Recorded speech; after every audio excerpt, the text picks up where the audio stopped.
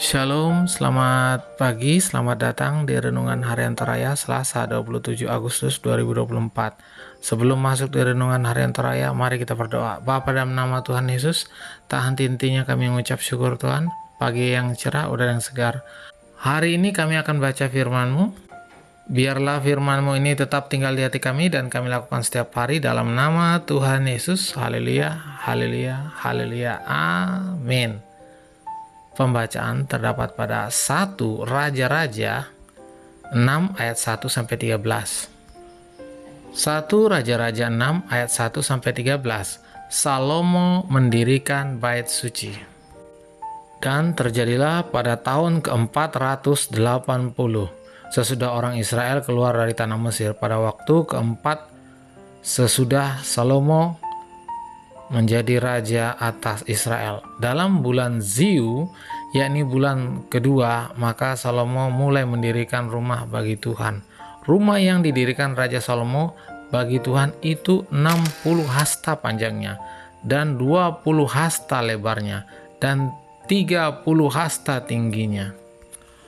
Balai di sebelah depan ruangan besar rumah itu 20 hasta panjangnya menurut lebar rumah itu, dan 10 hasta lebarnya ke sebelah depan rumah itu.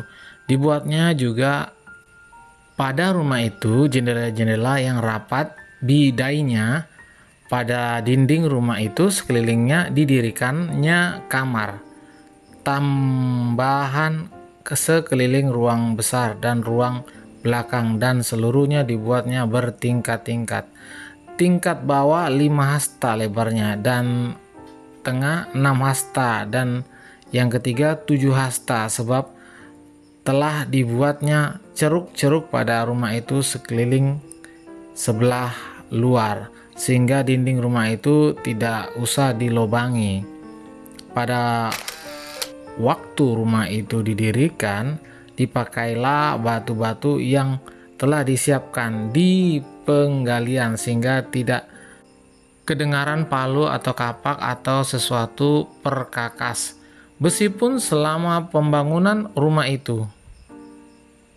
Pintu tingkat bawah pada lambung kanan rumah itu, dan orang naik dengan tangga-tangga pilin ke tingkat tengah, dan dari tingkat tengah ke tingkat yang ketiga. Setelah ia selesai mendirikan rumah itu, dibuatnyalah langit-langit rumah itu dari bingkai dan pemapan dari kayu aras. Dan setelah ia mendirikan kamar tambahan itu pada rumah itu sekeliling, yakni tiap tingkat 5 hasta tingginya, maka rumah itu ditutupinya dengan kayu aras. Kemudian datanglah firman Tuhan kepada Salomo demikian: mengenai rumah yang sedang engkau dirikan ini, jika engkau hidup menurut segala ketetapanku dan melakukan segala peraturanku dan tetap mengikuti segala perintahku dan tidak menyimpang daripadanya, maka aku akan menepati janjiku kepadamu yang telah kufirmankan kepada Daud ayahmu, yakni bahwa aku akan diam di tengah-tengah orang Israel dan tidak hendak meninggalkan umatku Israel. Amin, firman Tuhan. Tema hari ini adalah kehadiran gereja, kehadiran Allah. Mari kita melihat ayat 12-13 mengenai rumah yang sedang kau dirikan ini. Jika engkau hidup menurut segala perkataanku dan melakukan segala perintahku dan tetap mengikuti segala perintahku dan tidak menyimpang daripadanya, maka aku akan menepati janjiku kepadamu yang telah kufirmankan kepada Daud ayahmu, yakni bahwa aku akan diam di tengah-tengah orang Israel dan tidak hendak meninggalkan umatku Israel.